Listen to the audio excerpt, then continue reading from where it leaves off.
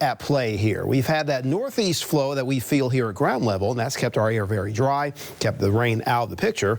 Upper level winds are kind of coming in from southwest to northeast, so that's tapping into Gulf moisture aloft and giving us that feathery cloud appearance in some cases. So I do think that will still be around to some extent for tonight and tomorrow, so it may not be perfectly clear all night long, but there won't be thick overcast in any one particular spot between now and 7 a.m. and even beyond that time.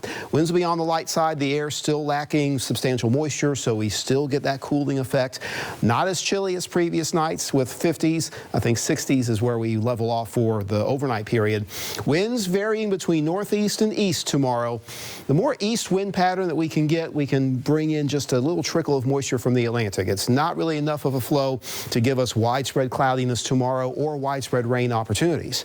But it can be just warm enough, and there can be just enough moisture with a bit of unsettledness across middle Georgia. Can have a stray shower forming in the Flint River Valley and perhaps maybe a little bit in the Nature Coast area. That's about as close as any kind of rain gets to our region for your midweek.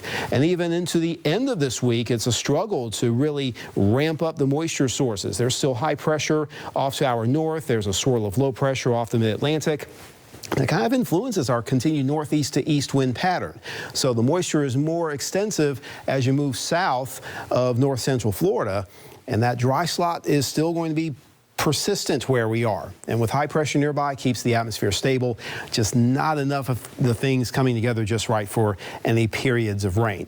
That will be changing as we go into early next week as a little batch of deeper moisture and a little swirl of low pressure tries to form. Upper level low, it appears, but it can be just enough to maybe drag some of that moisture into that northeast to east wind pattern and give us a few more scattered areas of rain. I'd say Sunday we start turning the corner.